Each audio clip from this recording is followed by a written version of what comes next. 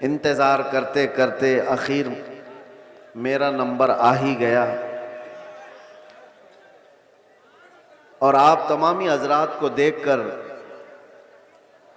ऐसा एहसास होता है कि मैं जब इस जलसे में आ रहा था तो गाड़ी वालों से पूछ रहा था कि मुझे कौन से खेती में ले जा रहे हो। पगडंडियों से गुजरते हुए यहाँ आ रहे हैं। इतना बड़ा जलसे का निज़ाम देख करके एक बात तो समझ में आती है, सीमांचल के लोग सही ढंग से अपना घर नहीं बना पाते हैं। लकड़ियों के घर, छप्पर के घर, लेकिन मेरे मुस्तफ़ा के नाम पर आलीशान जलसा तो जरूर सजा लेते हैं। इसमें कंप्रोमाइज नहीं किया जाता, इसमें कोई कंप्रोमाइज कहां ये जलसा और कहां छोटे छोटे घर, कोई मुताबकत नहीं लगती। और बहुत बड़े बड़े लोग ये सब नहीं करते, गरीबों के हिस्से में ही ये काम आया करता है। अल्लाह के नबी सल्लल्लाहु तआला अलैहि वसल्लम ने जब मक्का मुकर्रमा में तबलीग शुरू फरमाई थी तो गरीबों ने ही सबसे पहले इस्लाम कबूल किया था और गुरबत में ही इस्लाम फैलता रहा। आज भी मेरे अजीजों,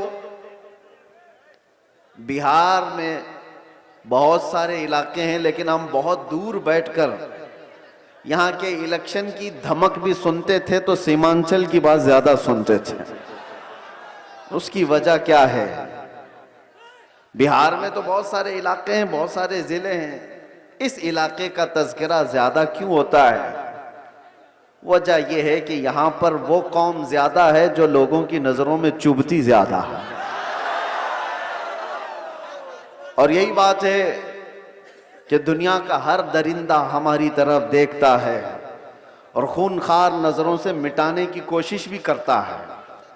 और ये पहली बार नहीं, चंगेज इसके बड़े भी आए, हलाकू इससे बड़े भी आए, लेकिन वो इस दीन मतीन का कुछ बिगाड़ ना सके।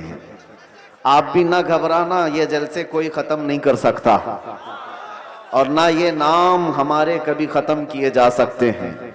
कुछ बात तो है कि मिटती नहीं हस्ती हमारी, कुछ बात तो है कि मिटती नहीं हस्ती हमारी। सदियों रहा है दुश्मन दौरे जमा हमारा, यूनान और मिस्र और रोमा सब मिट गए जहां से, बाकी मगर है अब तक नामो निशां हमारा। तौहीद की अमानत सीनों में है हमारे, आसान नहीं मिटाना नामो निशां हमारा। और फिर एक बात, बातिल से डरने वाले ए आसमां नहीं है हम, 100 बार कर चुका है तू इम्तिहान हमारा। एक बड़ी लज्जत है, बड़ा अजीब एहसास है बिहार के, बंगाल के, झारखंड के जलसों में।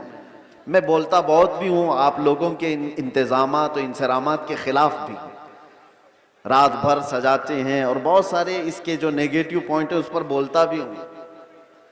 लाखों का खर्चा करते हैं, बिहार में जलसे ज्यादा करते हैं, इस पर बोलता भी हूँ। लेकिन दिल में एक एहसास ये भी होता है, जैसी तैसी है कौम, सर्कस में पैसा बर्बाद करने से मेरे मुस्तफ़ा के नाम पर तो लगाती है। किसी और जगह पर इनको छोड़ दिया जाए तो शायद पता नहीं मुजरे करने वालों को देखेंगे लोग। एंटरटेनमेंट की दुनिया है, यहां नहीं तो कहीं और महफिलें लगा देंगे।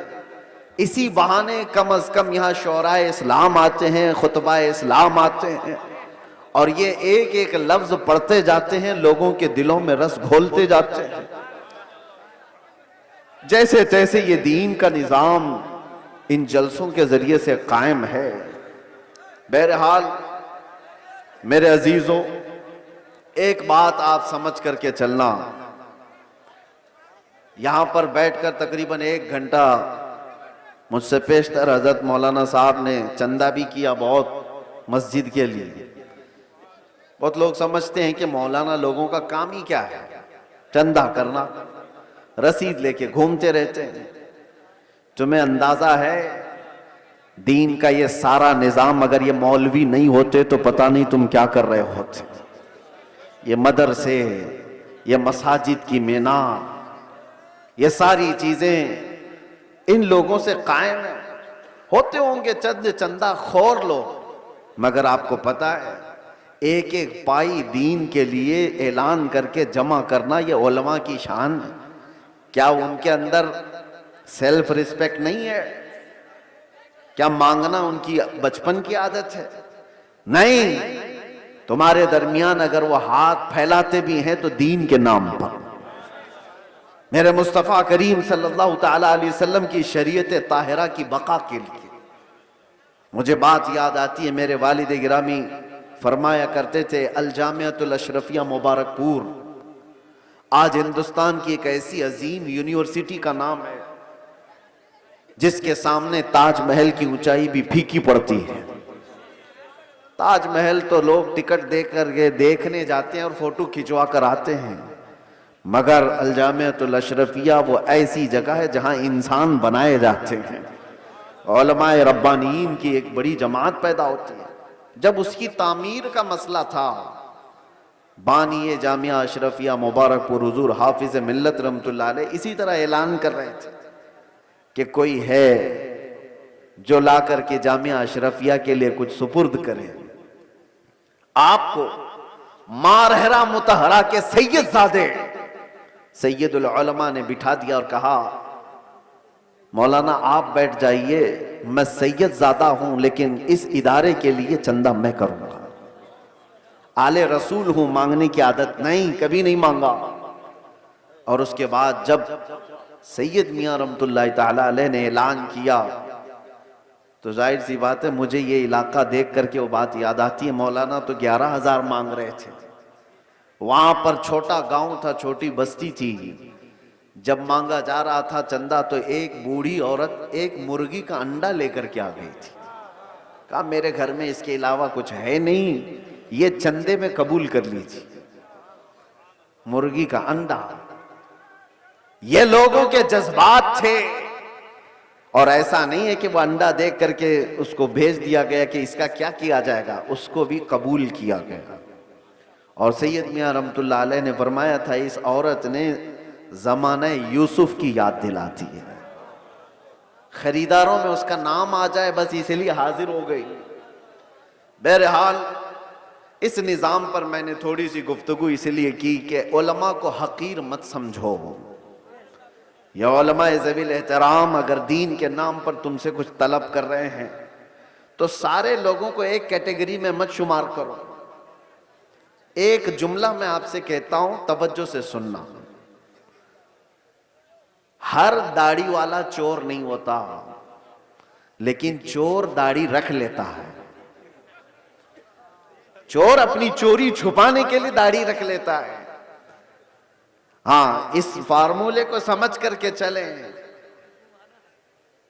और इसको हर जगह फिट ना करें। दाढ़ी वाले को देख करके हिकारत से देखना मेरे अजीजों, हरगिज नहीं। कुछ चोर अगर इस तरह के लिबास पहन लें तो ऐसा थोड़ी ना होता है कि हम ये भी तो नहीं कह सकते कि हर चाय वाला चोर है। नहीं कह सकते, नहीं कह सकते।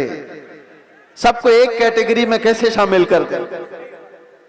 ये एक जुमला आप याद रखें, मैं किसी का नाम नहीं ले रहा हूं। और दूसरी बात, उलमाए ज़वील एहतराम के लिए खास तौर पर मैंने आयत करीमा की तिलावत की है खुतबे में, खुतबे के बाद, यंसुरकुमुल्लाहु फला गालिब लकुम, अगर अल्लाह तुम्हारी मदद करे तो कोई ताकत तुम पर गालिब नहीं आ सकती, कोई तुम पर गलबा नहीं हासिल कर सकता। ये एक जुमला कुरान पाक का इतना पावरफुल है, इतना पावरफुल है कि अल्लाह तुम्हारी मदद करे तो कोई गालिब नहीं आएगा। और अगर कोई गालिब आया हुआ है हमारे ऊपर तो इसका मतलब है कि तुम महरूम हो या हम महरूम हैं उस अजीम मदद से जिसका वादा कुरान में अल्लाह ताला ने फरमाया वो हमारे अमाल की बुनियाद पर। मुर्शिद गिरामी हुजूर ताजुल शरिया रहमतुल्लाह ताला अलैह एक आयत की तफसीर फरमाते हुए हमसे कह रहे थे कि एक साहब आए और उन्होंने कहा कि हजरत हमारे गांव में बहुत फसादात हो गए, वायलेशन हो गया, लेकिन मुसलमानों को पकड़ पकड़ करके पुलिस ले जा रही है, 8-10 दिन हो गए, अभी तक थमी नहीं है ये गिरफ्तारियां।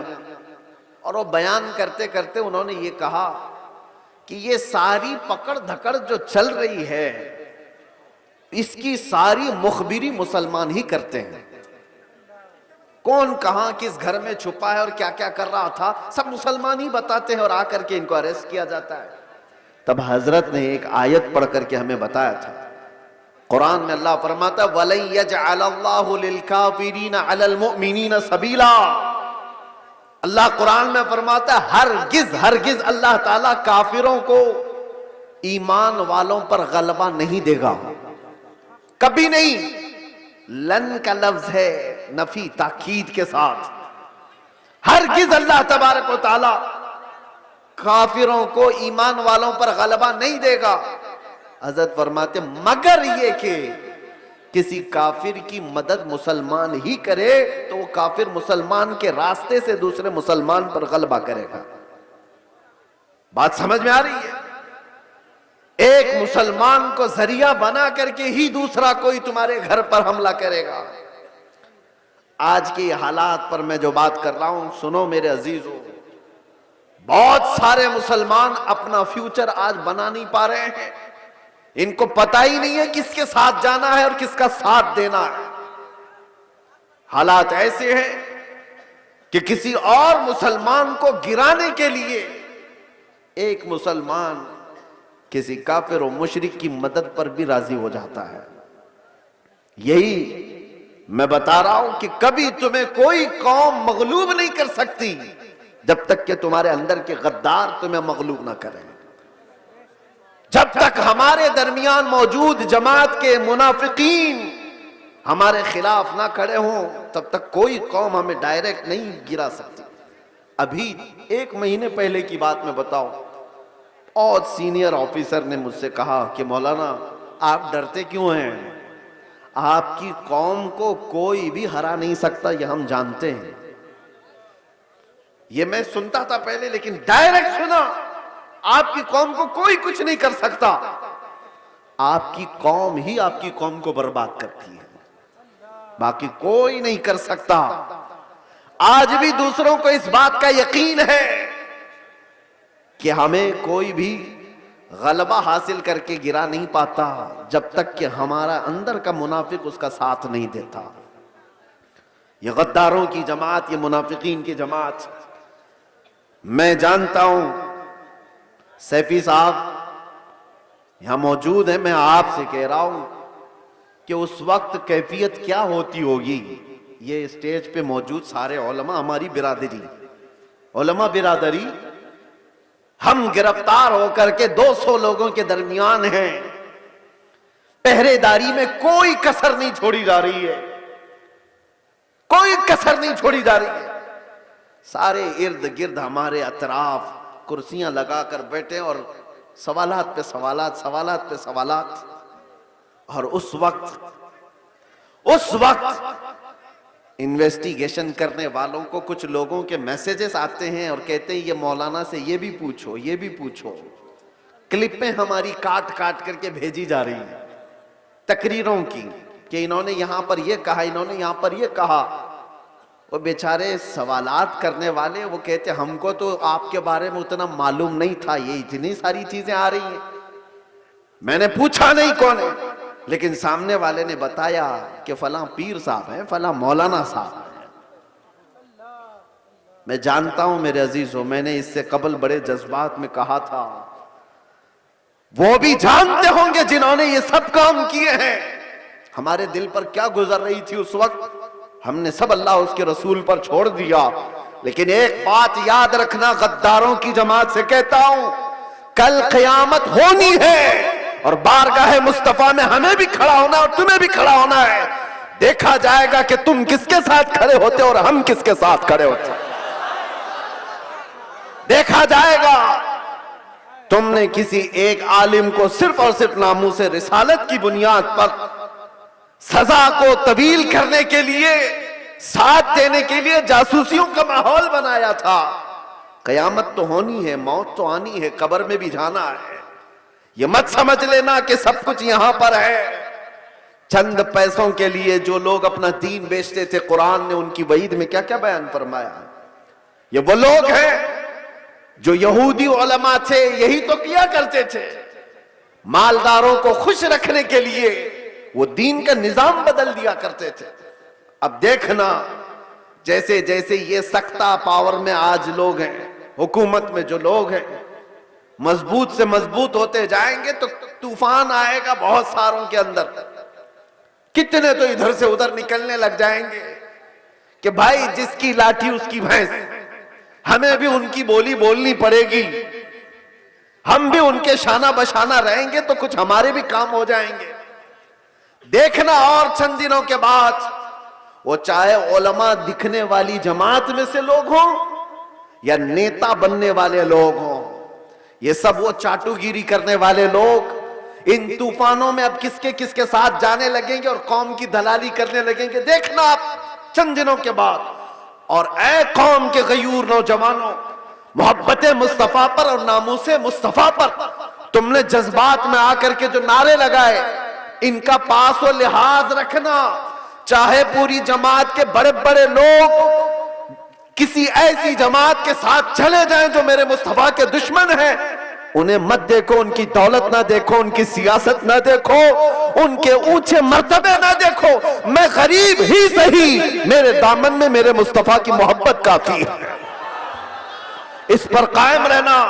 तुम्हारे घर छप्पर के हैं, तुम्हारे इलाके बाहर से डूब जाते हैं, बहुत सारे मामला थे, इस पर राजी रहना, लेकिन ईमान का सौदा कभी ना करना। नामूस है मुस्तफा का सौदा कभी होने नहीं देना। ऐसों की जमात से अपने आप को बचाए रखो जो दीन का सौदा करते हैं। मेरे अजीजों, एक बात मैं कह रहा था, मौलाना अभी जो चंदा कर रहे थे एक मस्जिद ही के लिए, लोग मजाक उड़ाते हैं हमारा। सुन्नियों के जलसे देखो चंदे कर रहे होते हैं। अरे भाई करेंगे ही ना, हमारे पास सऊदी रियाल थोड़ी ना आते, हम तो गरीबों से ही बना रहे हैं जो कुछ भी बना रहे हैं। हमारे पास कौन सी हुकूमत है? ना सऊदी है, ना कतर है, ना कोयत है, कुछ नहीं है। हो सकता है तुम्हारे पास डॉलर भी आते हो, रियाल भी आते हो, पौंड भी आते हो, तुम्हारे आकाओं से सब आता होगा। ये गरीबों की बस्ती में जो आता है, इनकी मेहनत मजदूरी की कमाई से ही आता है। और इसीलिए रियालों पर पलने वालों से डर कौम को, दुनिया को नहीं है, इन गरीबों की बस्तियों से लोगों को डर है कि इनकलाब पैसे के लालचियों से नहीं आता, ये ईमान पर जिंदा रहने वाली गरीब कौम से इनकलाब आता है। गुरबा से दुनिया डरती है। आपको पता है कैसर और किसरा की ताकत का अंदाजा लगा सकते हो? कैसर कहते थे रोम के बादशाह को, किसरा कहते थे ईरान के बादशाह को। ये उस जमाने की बात कर रहा हूं जब तकरीबन पूरी दुनिया में दो बड़े सुपर पावर हुकूमतें थी। Super power, Persian empire, Roman empire. Roman empire कैसर, पर्शियन एम्पायर किसरा। ये मेरे मुस्तफा करीम सल्लल्लाहु ताला अलैहि वसल्लम के जमाने की बात कर रहा हूं। और जब हुजूर पाक के जमाने से थोड़ा सा जमाना आ गया, सिद्दीक अकबर का, फारूक आजम का, मदीने से ये सहाबा की जमातें निकली थी और ये बात कर रहे थे कैसर और किसरा से मुकाबले की। सोचो, सीमांचल के गरीब लोग, बस्तियों में रहने वाले जिनके यहाँ पक्की सड़क भी ना हो, और वो गांव के रहने वाले अगर ये कहे हम अमेरिका से लड़ने वाले हैं, रशिया से लड़ने वाले हैं, तो दुनिया मजाक ही तो करेगी। दुनिया क्या कहेगी? अरे तुम्हारे छप्पर के घर हैं और तुम बात कर रहे हो सुपर पावर से लड़ने की। बिला तशबी बिला तमसील, सहाबा इकराम जिस वक्त ये बात कर रहे थे कि कैसर और किसरा को भी हम फतह कर लेंगे, रोम और ईरान को भी फतह कर लेंगे, मक्का वाले ठट्टा मार करके हंसते थे। जिनके पाँव में चप्पल नहीं, जिनके कपड़ों पे पैबंद लगे रहते हैं, जो 10 लोग एक खजूर पर पूरा दिन गुजारते हैं, ये वो मोहम्मद अरबी के गुलाम हैं। रोम और ईरान फतह करने की बात कर रहे हैं। मजाक उड़ाया जाता था, लेकिन तारीख की सच्चाइयां बताती हैं वो मजाक करने वाले देखते रह गए। सहाबा की जमाअत, वो फाका कशी पर रहने वाले, एक पैबंद लगा जुब्बा पहनने वाले, बगैर चप्पल के कई लंबे मील तक सफर करने वाले सहाबा जब निकले थे तो कैसर और किसरा को घुटने टेकने पर मजबूर कर दिया था। उमर फारूक रज़ी अल्लाह ताला अन्हु के जमाने में वो वक्त आया था कि जब किसरा की हुकूमत भी तहोबाला हो गई, कैसर की तमाम सल्तनत की रानाइयां खत्म हो गई और फिर परचम इस्लाम लहराया था, तो आज तक ईरान पर जो इस्लामी हुकूमत का गलगला है आज तक मौजूद है। मैं आपसे कहता हूं कि दुनिया ने हमेशा ये देखा है मोहम्मद अरबी सल्लल्लाहु ताला अलैहि वसल्लम के गुलामों में इनको कमजोर देखा गया है, इनको गरीब देखा गया है, फटे पुराने कपड़ों में देखा गया है, उलझे बालों में देखा गया है। लेकिन जब इस कौम को जलाल आता है तो बड़ी बड़ी हुकूमतों के तख्ते पलट जाते हैं। इसी को इकबाल ने कहा था, निकल करके सहरा से जिसने उलट दिया था तख्ते रोमा को, सुना है कुत्सियों से मैंने कि वो शेर फिर होशियार होगा। सुना है कुदसियों से मैंने कि वो शेर फिर होशियार होगा। ऐ सुन्नियों, घबराने की जरूरत नहीं, मायूस होने की जरूरत नहीं, अपने आमाल बदलने की जरूरत है, अपने अखलाक बदलने की जरूरत है, ईमान की मजबूती लाने की जरूरत है। हमारे पास बचा क्या है? जो चीज बची है वो मोहब्बत मुस्तफा, नबी करीम सल्लल्लाहु ताला अलैहि वसल्लम पर मर मिटने वाली जो कैफियत है, ये दुनिया की सबसे अजीम दौलत अल्लाह ने तुम्हें अता की, इसको बचाए रखो। ये भी अगर खत्म हो गई तो चलती फिरती लाशें हैं और कुछ भी नहीं बचा। हाँ, आपका एक सवाल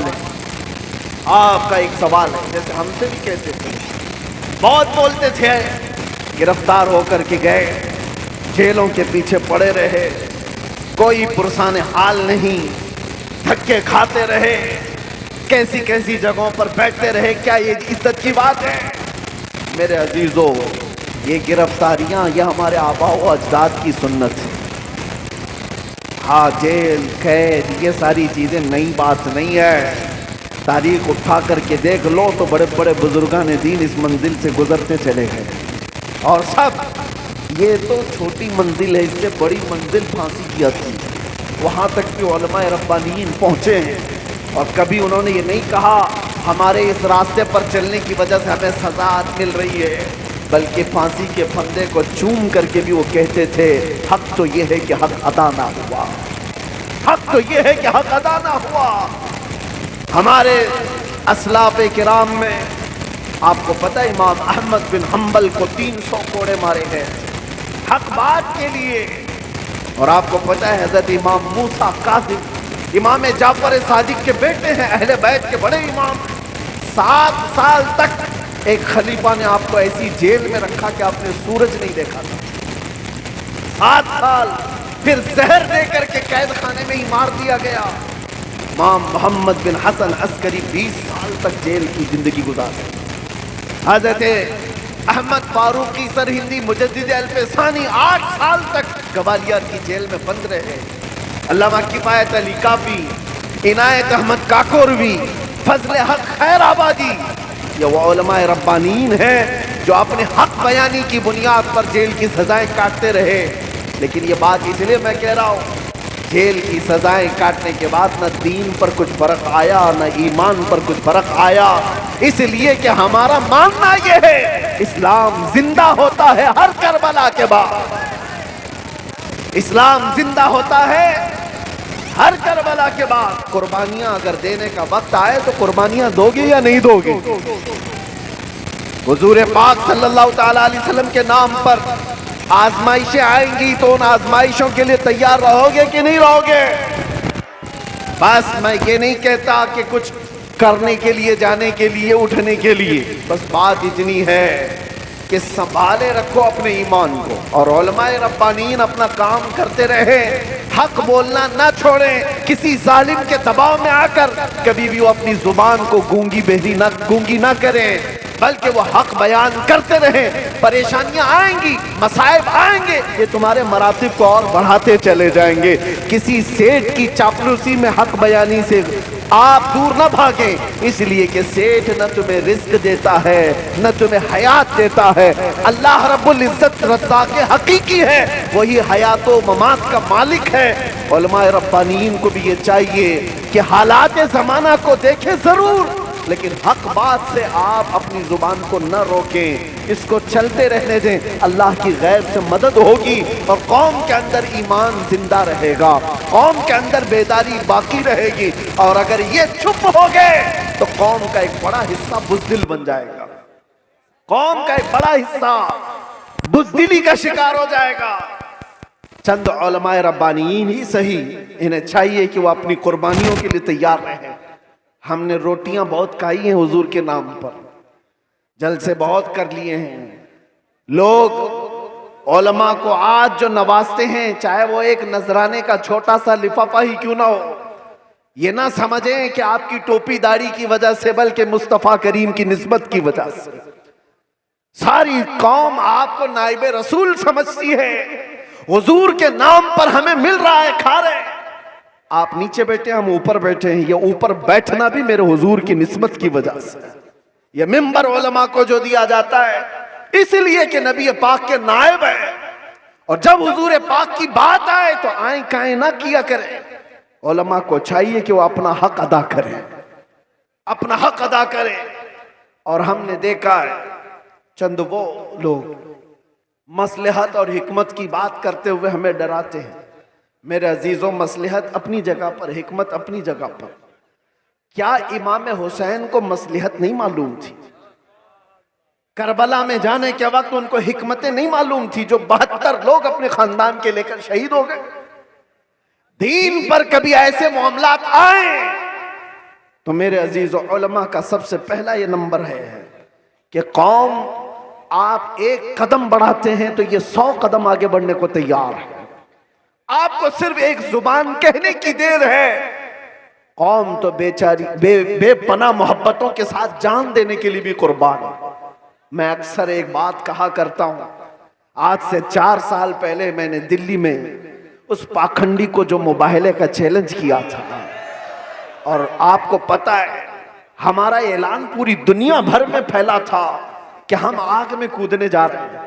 लेकिन उस वक्त मुंबई का एक नौजवान मेरे पास आकर कहा था, जो कोई बामल नहीं दिखता शक्ल से, हाँ दाढ़ी में भी डिजाइन, सर में भी डिजाइन, फटी जीन्स पहना हुआ, उसने कहा था कि हजरत मुफ्ती साहब, मैंने सुना है आपका ऐलान, आप दिल्ली जा रहे हैं आग में कूदने।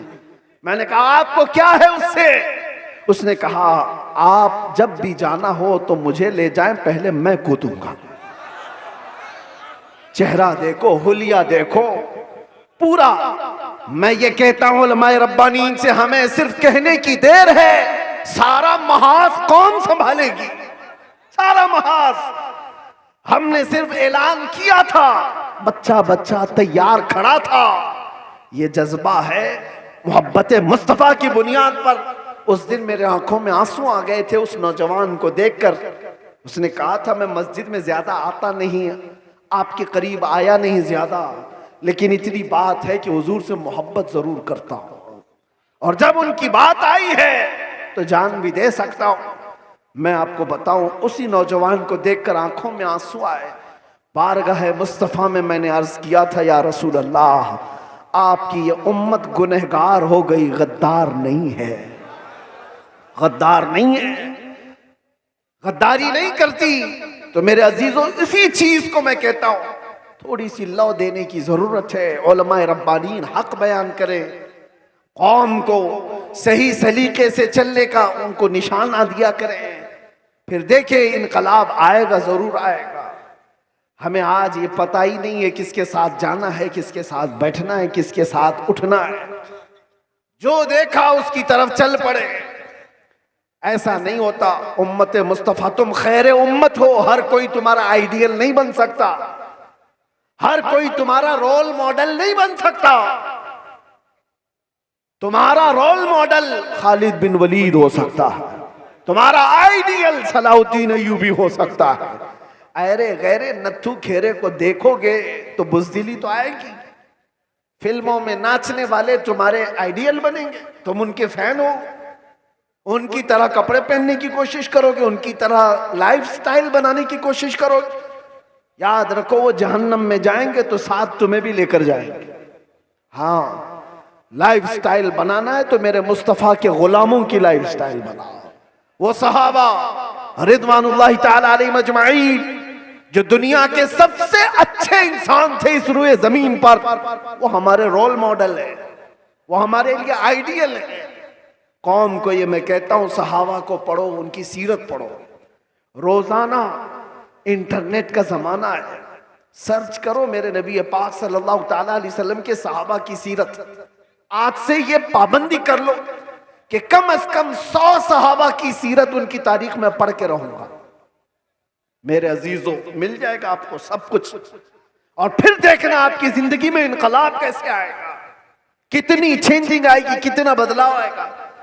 24 घंटे में 18 घंटे तो फेसबुक के रील्स वगैरह देखने में गुजार देते हो, इंस्टा के रील्स देखने में गुजार देते हो, फेसबुक के वीडियोस देखते हुए यूट्यूब में मगन रह जाते हो। काश उसका आधा वक्त तुम रसूलुल्लाह के दीवानों को पढ़ने में लगाओ, फिर किसी और चीज की तुम्हें जरूरत ही नहीं। मेरे अजीजों, इतने बड़े जलसों की भी तुम्हें हाजत नहीं पेश आएगी।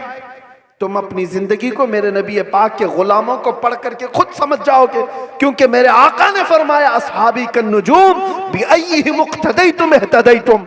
मेरे सहाबा सितारों की मानिंद हैं, तुम जिसकी भी पैरवी करोगे हिदायत पा जाओगे, जिसके पीछे भी चलोगे तुम हिदायत पा जाओगे। आज के हालात की बुनियाद पर बुज़दिली जो आ रही है उसको खत्म करने की मैं बात कर रहा हूं, दोनों तरफ, यहां से भी और वहां से भी, दोनों जगह से। और उन सेठों से भी मैं कहता हूं जिनको अल्लाह ने थोड़ा माल दिया है, तुम अपने माल का गलत इस्तेमाल ना करो। और किसी के पास माल आ गया है तो सबसे पहला वो क्या काम करता है, उलमा पे हुकूमत जमाने की कोशिश करता है। वो चाहता है कि सारे मौलाना मेरे इशारे पर चले। ये सारे सेठों का मिजाज बनता चला गया। मौलाना साहब मस्जिद में वही बयान करेंगे जो मैं चाहूंगा। तुम्हारा दीन चलाओगे कि मेरे मुस्तफा का दीन?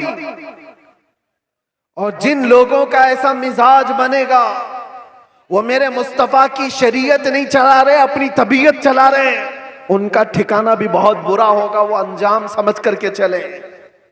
माल आने के बाद, पैसा आने के बाद उलमा की जुबानों को रोक लगाने के लिए अपने माल का, अपने पावर का इस्तेमाल ना करें। हाँ, उनसे रिक्वेस्ट करें, इल्तिजाएं करें कि आप इस मौजू पर कहें, इस मौजू पर, लेकिन बंदिशों के साथ। अरे कितने तो ऐसे हैं, हमारे पास एक मामला ऐसा अभी दूर दराज के इलाके का आया। एक इमाम साहब को हक बयानी करने पर उनके कपड़े फाड़ दिए गए, उनको मारा गया, मिंबर से उतारा गया। किस वजह से? कि उनकी तबीयत की बात नहीं कर रहे थे मौलाना, शरीयत मुस्तफा की बात कर रहे थे। तुम सूद खाते रहोगे और उलमा नहीं बयान करेंगे, शराब पीते रहोगे उलमा नहीं बयान करेंगे, चोरी करते रहोगे उलमा नहीं बयान करेंगे। अगर तुम्हें तुम्हारी बुराइयों के बारे में बताने से बुरा लगता है तो डॉक्टर के पास भी मत जाना।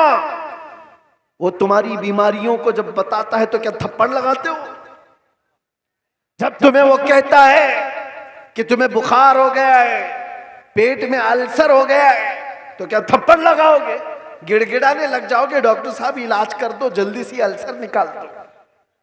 यही काम जब उलमा तुम्हारे साथ करे, रूहानी बीमारियां तुम्हें लगी हैं, तो तुम्हारे दिल में रिक्कत तारी हो जाना चाहिए और सोचना चाहिए। आओ उनके पास, कहो कि हमें इन बीमारियों से आजाद करा दो, इन गुनाहों से, इन बीमारियों से, इन बलाओं से हमें आजाद कराओ। लेकिन उल्टा है, पैसों का जोर ऐसा कि उलमा की दाढ़ियां खींच ली, उनके जुब्बे खींचे लिए, उनकी इज्जतों पर उंगलियां उठाने लग गए।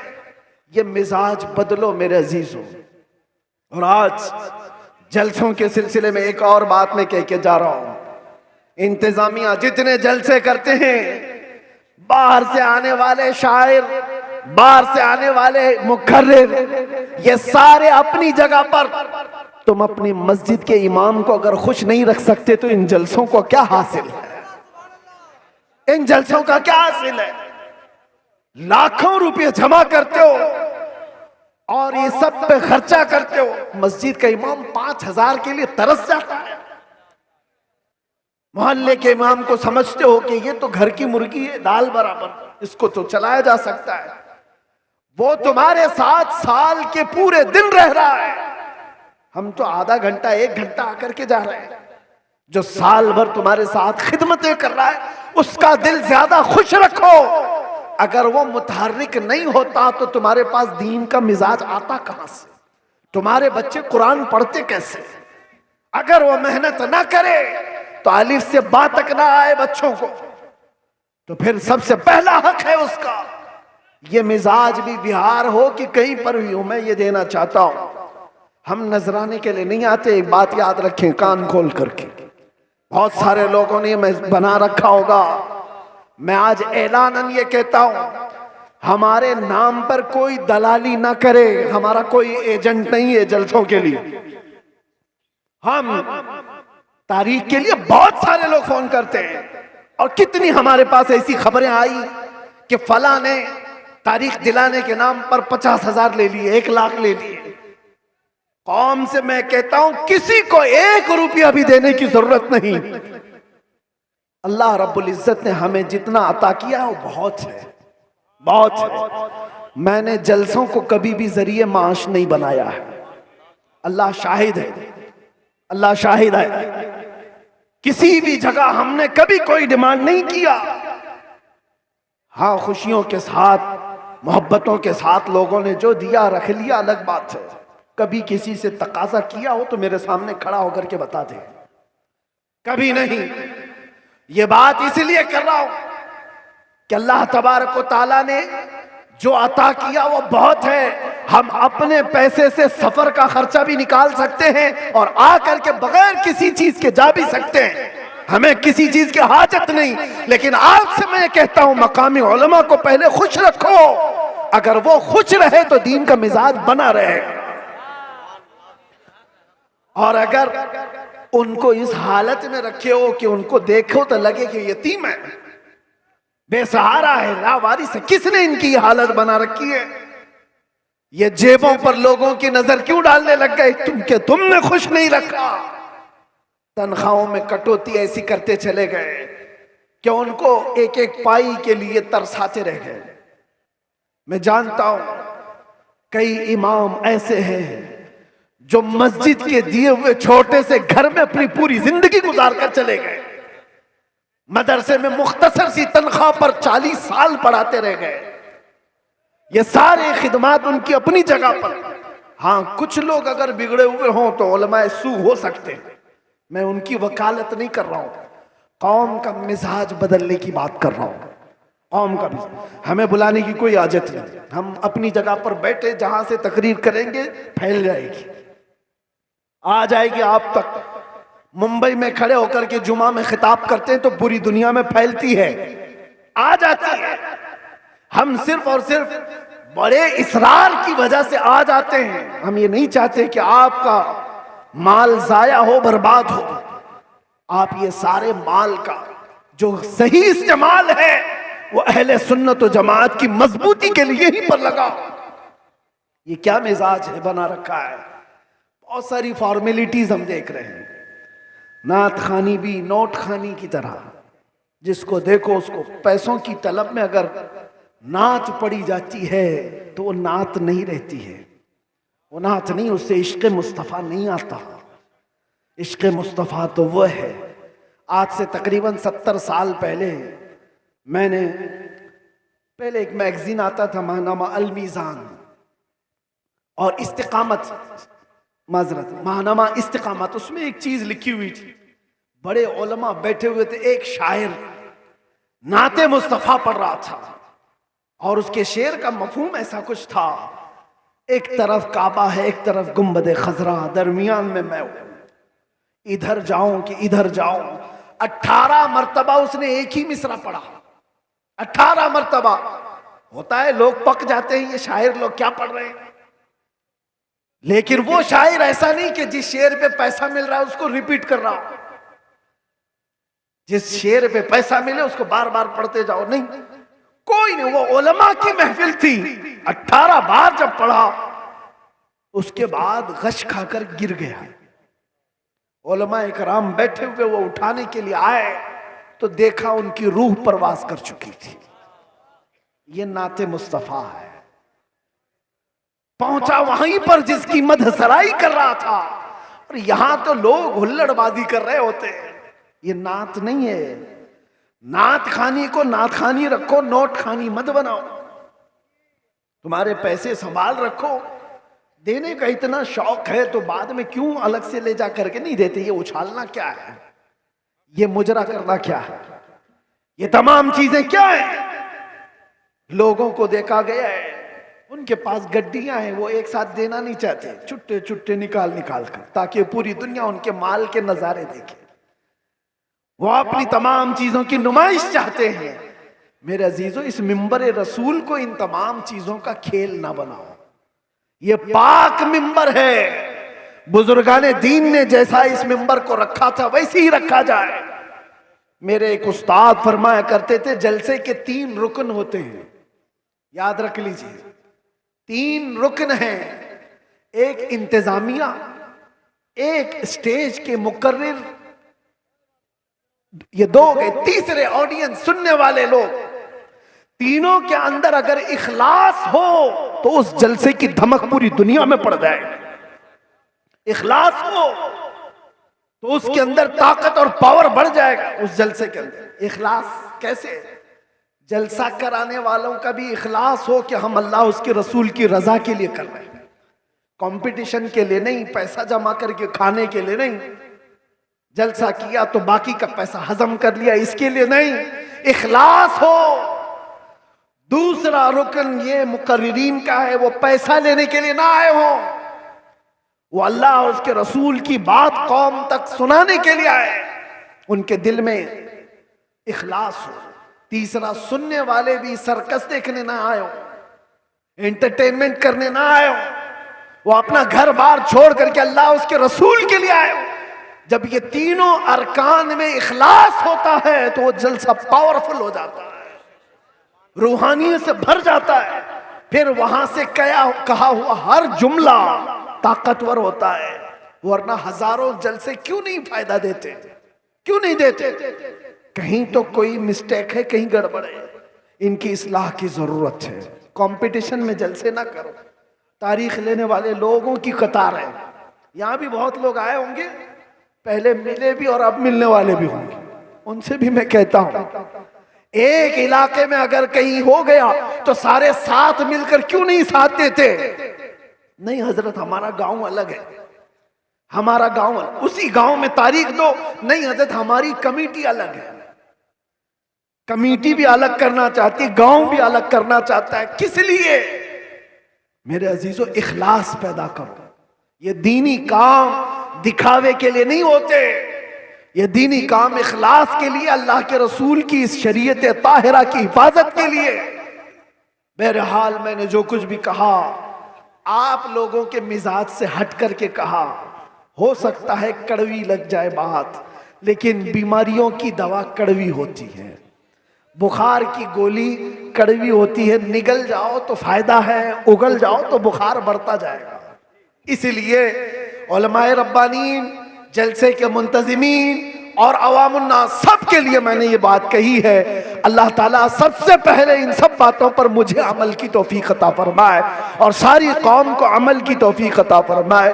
मेरे अजीजों, अखीर में आओ, मैं अपनी गुफ्तगू समेटते हुए ये बात कहूँगा, अब इस दुनिया में हमारी बची हुई जिंदगी में कुछ भी नहीं रहने वाला, सब चीजें छिन जाएंगी।